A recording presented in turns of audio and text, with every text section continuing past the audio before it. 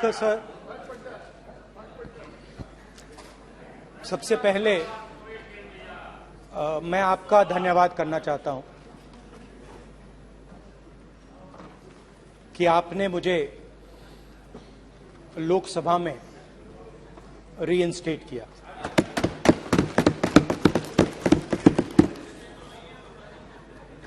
और पिछली बार जब मैं बोला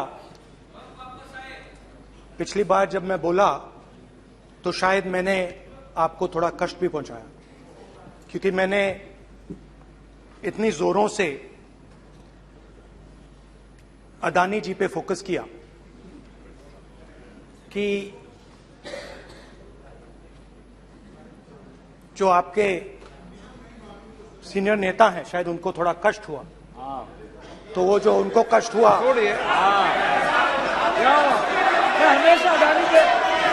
हमेशा अडानी पे अभी भी कष्ट हो रहा है। वो जो कष्ट हुआ, अभी भी कष्ट हो रहा है। विषय पे आइए, विषय पे। अभी भी कष्ट हो रहा है। ये देखिए, ये सारे नहीं बैठो, मगर सुनिए ये है। तो वो जो कष्ट हुआ 1 2 3 4 5 उसका असर शायद आप पे भी थोड़ा हुआ। तो इसके लिए मैं आपसे माफी मांगता हूं, मगर मैंने सिर्फ सच्चाई रखी थी। मगर आज जो मेरे बीजेपी के मित्र हैं, आज आपको डरने की जरूरत नहीं है, डरो मत। क्योंकि आज जो मेरा भाषण है, डरो मत। और आप डरो मत।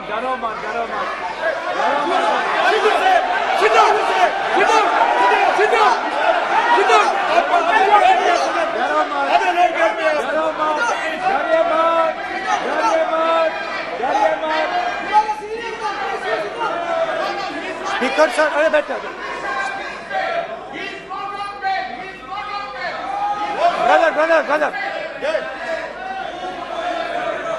तो आज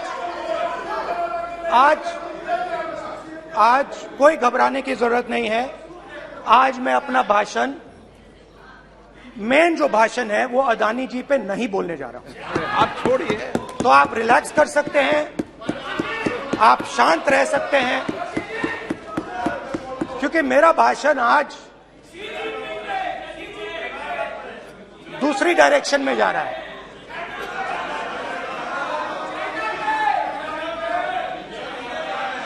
रूमी ने कहा था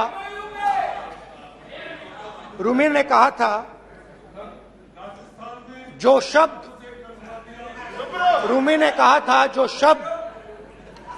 दिल से आते हैं वो शब्द दिल में जाते हैं।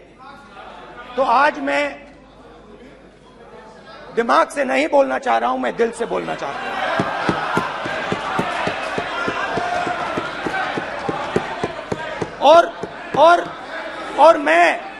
और मैं आज आप लोगों पर इतना आक्रमण नहीं करूंगा। मतलब एक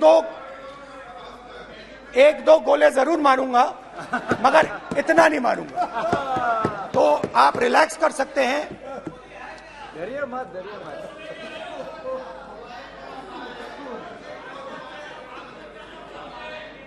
अरे रक्षा मंत्री जी आज संभाल लेंगे आप लोग।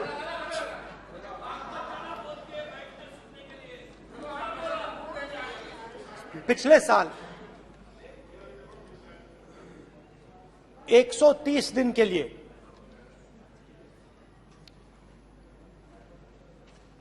मैं भारत के एक कोने से दूसरे कोने तक गया, अकेला नहीं, बहुत सारे लोगों के साथ।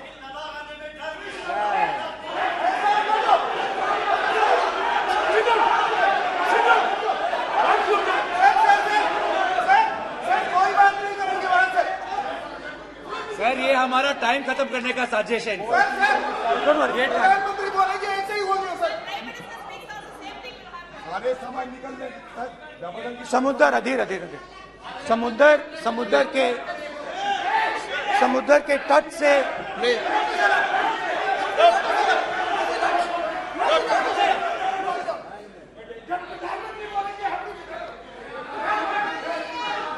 माननीय सदस्य प्लीज प्लीज ऐसे धमकाने का बाकी मत बोलो यहाँ पे। यहाँ पे बोलिए, आप उधर भी हाँ बोलिए। प्लीज। मैं समुद्र के तट से कश्मीर की बर्फीली पहाड़ी तक चला। नहीं, लद्दाख को मैंने नहीं छोड़ा। यात्रा अभी खत्म नहीं हुई है, यात्रा जारी है और जरूर लद्दाख आएंगे, घबराइए मत। बहुत सारे लोगों ने मुझसे पूछा यात्रा के दौरान, यात्रा के बाद कि राहुल तुम क्यों चल रहे हो, क्या तुम्हारा लक्ष्य क्या है,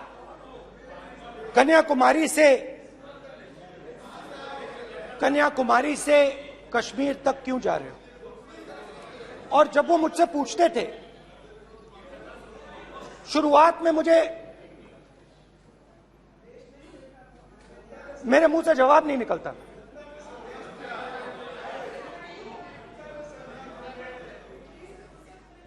शायद मुझे ही नहीं मालूम था कि मैंने ये यात्रा क्यों शुरू की।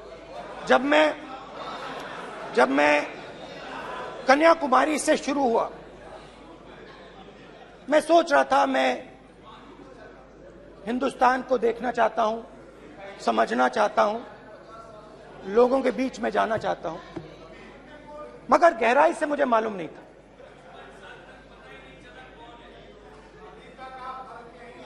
थोड़ी देर में मुझे बात समझ आने लगी।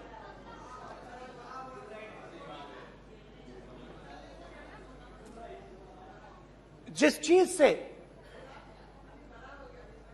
मुझे प्यार था, जिस चीज के लिए मैं मरने को तैयार हूं, जिस चीज के लिए मैं मोदी जी की जेलों में जाने को तैयार हूं, जिस चीज के लिए मैंने 10 साल हर रोज गाली खाई, उस चीज को मैं समझना चाहता था।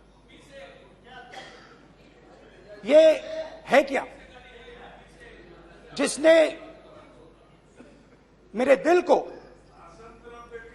इतनी। भाई आप रनिंग कमेंट्री बंद करो, नहीं तो हम भी चालू करेंगे। सुनने का धैर्य रखो। जिस चीज ने मेरे दिल को इतनी मजबूती से पकड़ रखा था, उसको मैं समझना चाहता। शुरुआत में जैसे मैंने शुरू किया, सालों से मैं हर रोज 8-10 किलोमीटर दौड़ता हूं, तो मेरे दिमाग में था कि अगर मैं 10 किलोमीटर दौड़ सकता हूं तो 25 किलोमीटर चलने का क्या मतलब, कोई बड़ी बात नहीं है। ये मैंने सोचा था। आज मैं उस भावना को देखूं तो वो अहंकार था कि मैं ये कर सकता हूं, ये कुछ नहीं है। तो मेरे दिल में उस समय अहंकार था।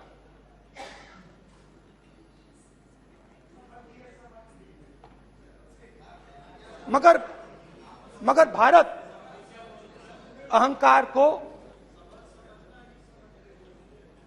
एकदम मिटा देता है, 1 सेकंड में मिटा देता है। तो हुआ क्या, 2-3 दिन में मेरे घुटने में दर्द शुरू हो गया। पुरानी इंजरी थी और जबरदस्त दर्द।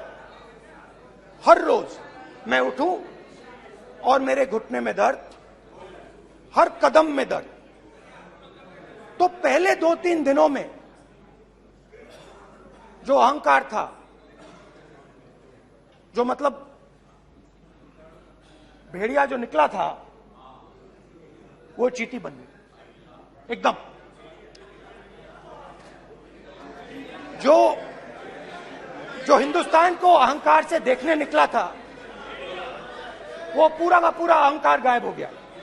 और रोज मैं डर डर के चलूं कि क्या मैं कल चल पाऊंगा। ये मेरे दिल में डर था। और जब भी ये डर बढ़ता था, कहीं ना कहीं से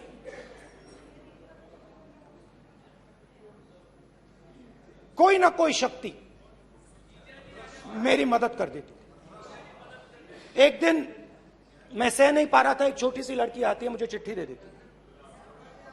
मैंने चिट्ठी खोली, 8 साल की थी, उसमें लिखा था, Rahul, I am walking with you, don't worry. उसने मेरे पैर में चोट देखी और उसने अपनी शक्ति मुझे दे दी। सिर्फ उसने नहीं, लाखों लोग ने। और शुरुआत में जब मैं चल रहा था, कोई किसान आता था, मैं एकदम पहले उसको अपनी बात बताता था कि आपको ये करना चाहिए, आपको इस प्रकार से काम करना चाहिए। मगर इतने लोग आए, हजारों लोग आए, कि थोड़ी देर में मैं बोल नहीं पाया। जो मेरे दिल में बोलने का डिजायर था, वो बंद हो गया। बोल ही नहीं पाया, क्योंकि इतने लोगों से बोलना था। और एक सन्नाटा सा छा गया, भीड़ की आवाज थी, भारत जोड़ो, भारत जोड़ो, भारत जोड़ो। और जो मेरे से बात करता था, उसकी आवाज में सुनता गया।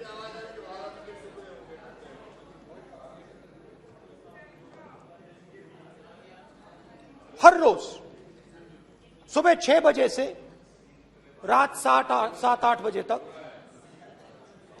आम आदमी, गरीब, अमीर, बिजनेसमैन, किसान, मजदूर, सबकी आवाज।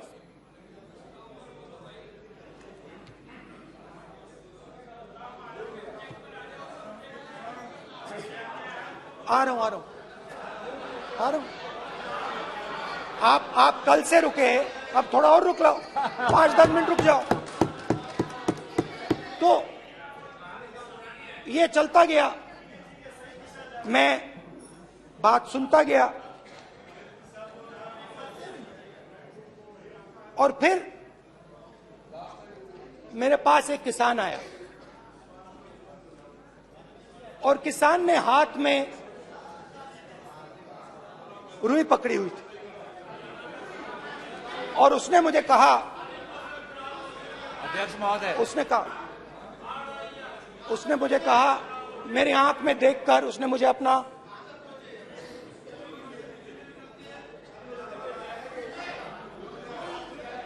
वो रुई का बंडल दिया, और उसने कहा, राहुल जी, यही बचा है मेरे खेत का यही बचा है, और कुछ बचा नहीं है। मैंने उससे, जो मैं नॉर्मली सवाल पूछता था, भैया आपको बीमा का पैसा मिला, वो पूछा। बीमा का पैसा मिला, वो पूछा। और किसान ने मेरा हाथ पकड़ा। किसान मुझे कहता है कि नहीं राहुल जी, मुझे बीमा का पैसा नहीं मिला, हिंदुस्तान के बड़े उद्योगपतियों ने वो मुझसे छीन लिया।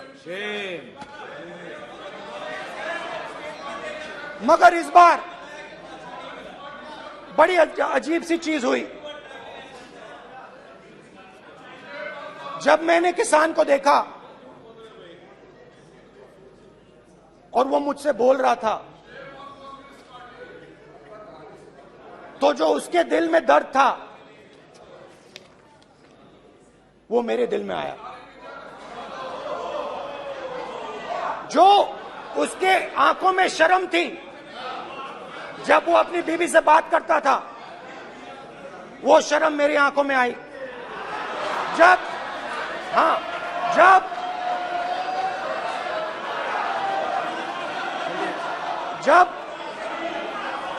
उसकी जो भूख थी वो मुझे समझ आई।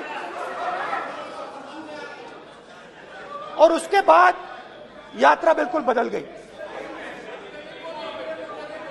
मुझे भीड़ की आवाज नहीं सुनाई देती थी, मुझे सिर्फ उस व्यक्ति की आवाज सुनाई देती थी जो मेरे साथ बात कर रहा था। उसका दर्द, उसकी चोट, उसका दुख, मेरा दुख, मेरी चोट, मेरा दर्द बन गया। समझने की कोशिश करो।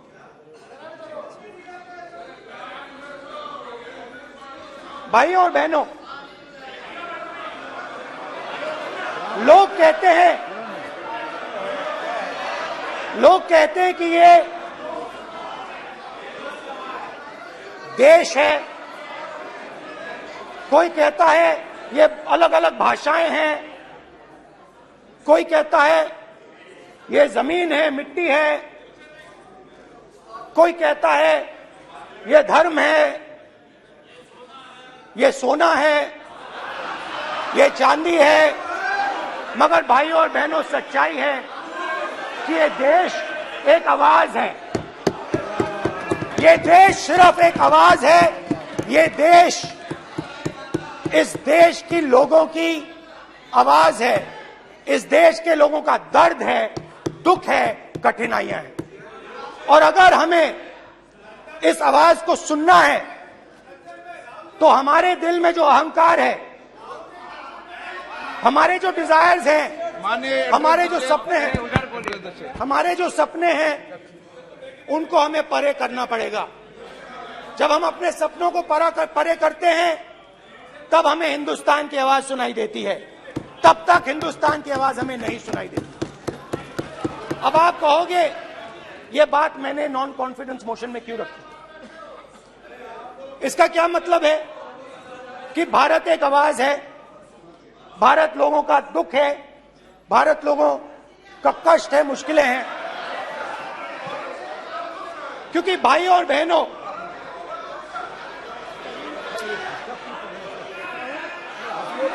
अध्यक्ष महोदय, अब पूरा सूद समेत जवाब तुमको मिलेगा। फिर पूरा सूद समेत जवाब देंगे सर। फिर आप हमें मत रोकेगा सर। अध्यक्ष महोदय, फिर आप हमें मत रोकेगा सर। आप हमें मत रोकेगा। फिर आप हमें मत रोकेगा।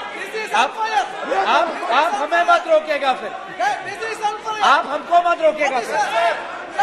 हम सब देख रहे हैं, सब सुन रहे हैं, आप हमको फिर मत रोकेगा सर। तो स्पीकर सर, भारत एक आवाज है। भारत इस देश के सब लोगों की आवाज है। और अगर हम उस आवाज को सुनना चाहते हैं, हमें अहंकार को, नफरत को मिटाना पड़ेगा। स्पीकर सर, कुछ ही दिन पहले मैं मणिपुर गया। हमारे प्रधानमंत्री नहीं गए, आज तक नहीं गए, क्योंकि उनके लिए मणिपुर हिंदुस्तान नहीं है।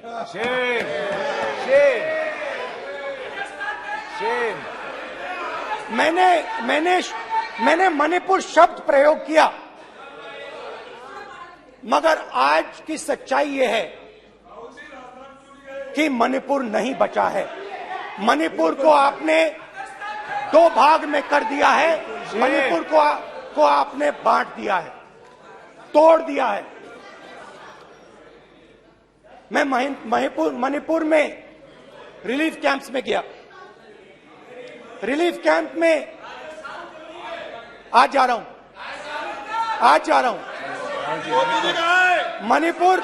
मणिपुर में रिलीफ कैंप में मैंने महिलाओं से बात की। ठीक है सर, अब आप हमको मत रोकेंगे। It's not fair. आप हमको मत रोकेंगे। You don't let him solve this. Sir, Don't allow this. पूरा टाइम No, देखेंगे। sit down. पूरा टाइम देखेंगे। Yeah. Why you are this hooligan? कल देखेंगे, कल देखेंगे, कल देखेंगे। प्रधानमंत्री बात नहीं करेंगे सर, प्रधानमंत्री की बात नहीं करेंगे सर ऐसे है तो।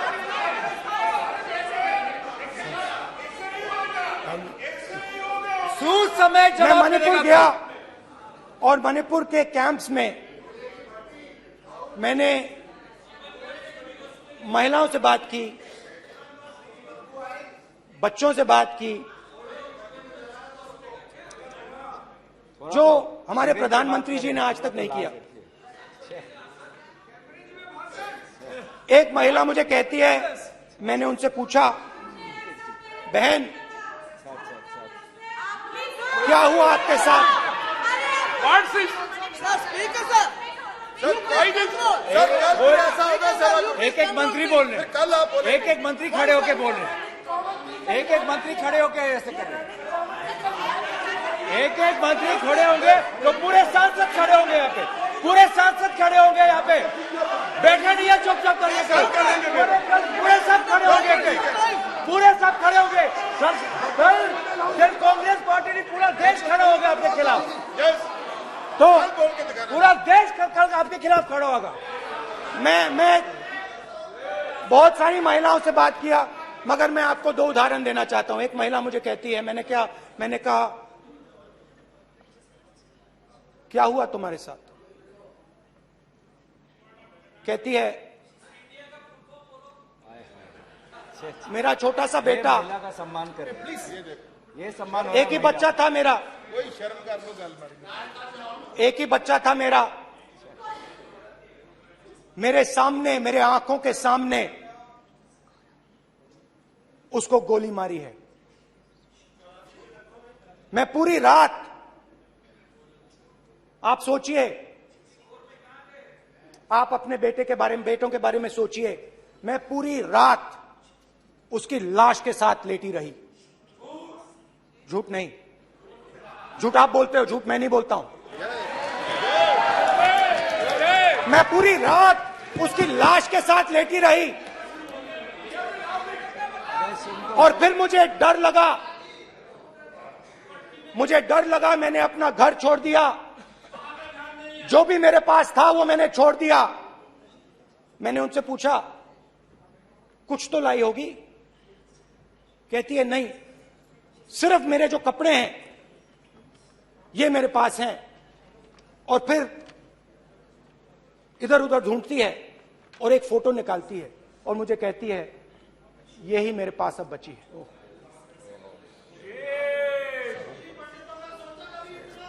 एक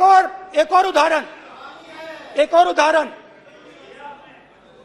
दूसरे कैंप में मैं, एक महिला मेरे सामने आती है, मैं उससे पूछता हूं, तुम्हारे साथ क्या हुआ? क्या हुआ तुम्हारे साथ? और जैसे ही मैंने ये सवाल पूछा,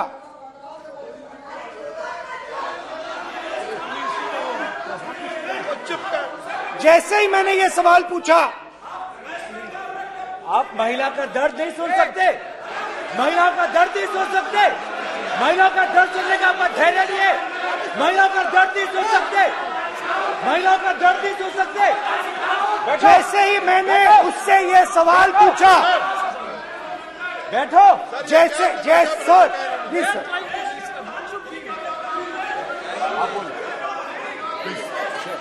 शर्म करिए। जैसे ही मैंने उससे सवाल पूछा, तुम्हारे साथ क्या हुआ, शर्म नहीं है तेरे को? वैसे ही 1 सेकंड में वो कांपने लगी। उसने अपने दिमाग में वो दृश्य देखा और वो बेहोश हो गई। मेरे सामने कांपती हुई बेहोश हो गई। तो ये मैंने आपको सिर्फ 2 उदाहरण दिए हैं।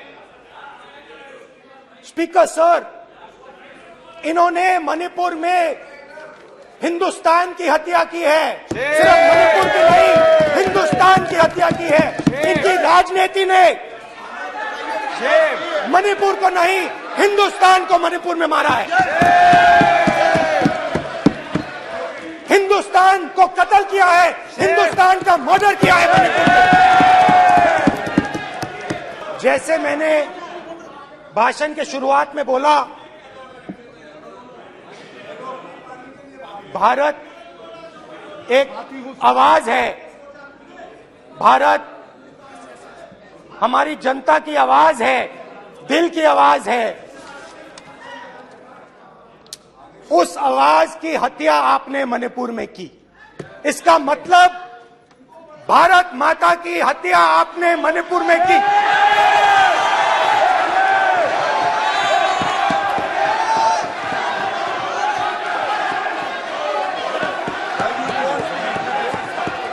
भारत माता को आपने मणिपुर के लोगों के मारा, आपने मणिपुर के लोगों को मारकर भारत की हत्या की है। आप देशद्रोही हो, आप देशभक्त नहीं हो, आप देश प्रेमी नहीं हो, आप देशद्रोही हो। आपने देश की हत्या मणिपुर में की। प्लीज प्लीज एक मिनट, प्लीज बैठिए, प्लीज बैठिए। अब सवाल आप उठता है, बैठना चाहते नहीं बैठना चाहते? आप बैठना चाहते नहीं बैठना चाहते? इसीलिए आपके बैठना प्रधानमंत्री चाहते आप? मणिपुर में नहीं मैं जा आप सकते बैठिए, हैं, क्योंकि उन्होंने प्लीज देश की हत्या की है। मणिपुर में हिंदुस्तान की हत्या की है, भारत माता की हत्या की है। मणिपुर में, मणिपुर के लोगों के दिल में। प्लीज एक मिनट बैठिए आप, एक तो मिनट सवाल बैठिए। उठता है, एक मिनट बैठिए, एक मिनट। आप भी विराजे, आप भी विराजे, आप भी विराजो, आप भी विराजो। आप बैठिए सही, नहीं बैठिए रहने दो आप, चलो आप बैठिए आप, प्लीज बैठिए आप, प्लीज। आप बोल रहे हैं फिर आप भारत माता के रखवाले नहीं एक हो, मिनट माननीय सर। आप भारत माता के हत्यारे हो। प्लीज माननीय सदस्य, प्लीज माननीय सदस्य, प्लीज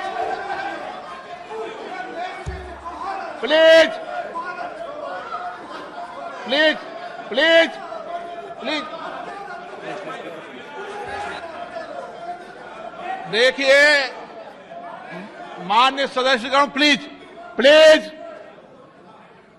माननीय सदस्यगण, भारत मां हमारी मां है, हमें सदन में बोलते समय संयम बरतना चाहिए। मेरा अपनी मां की हत्या की बात कर रहा हूं, मैं मणिपुर में अपनी मां की हत्या की बात कर रहा हूं, मैं आदर से बोल रहा हूं। आपने मेरी मां की हत्या की मणिपुर में। एक मेरी मां यहां बैठी है, दूसरी मां को आपने मणिपुर में मारा है।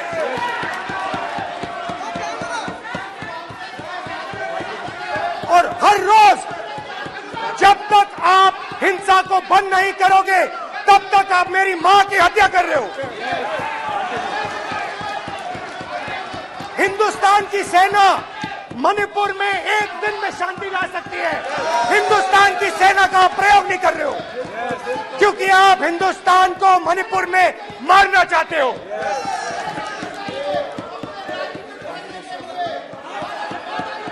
तो अगर नरेंद्र मोदी जी हिंदुस्तान की आवाज नहीं सुनते हैं, अगर हिंदुस्तान के दिल की आवाज नहीं सुनते हैं, तो किसकी आवाज सुनते हैं? दो लोगों की आवाज सुनते हैं। किसकी आवाज सुनते हैं? किसकी आवाज सुनते हैं? माननीय सदस्य, और इसलिए सुनते हैं। नो एक गलत तरीका माननीय सदस्य, देख लीजिए गलत तरीका है। अडानी जी के लिए मोदी जी ने क्या काम किया है, देख माननीय लीजिए। सदस्य, आप ये पहले आप और ये क्वेश्चन बाद लेकर आए, में। गलत तरीका आपका। माननीय सदस्य, आपका गलत तरीका है, आप सीनियर सदस्य हैं, आप इस तरीके का व्यवहार सदन में मत करिए।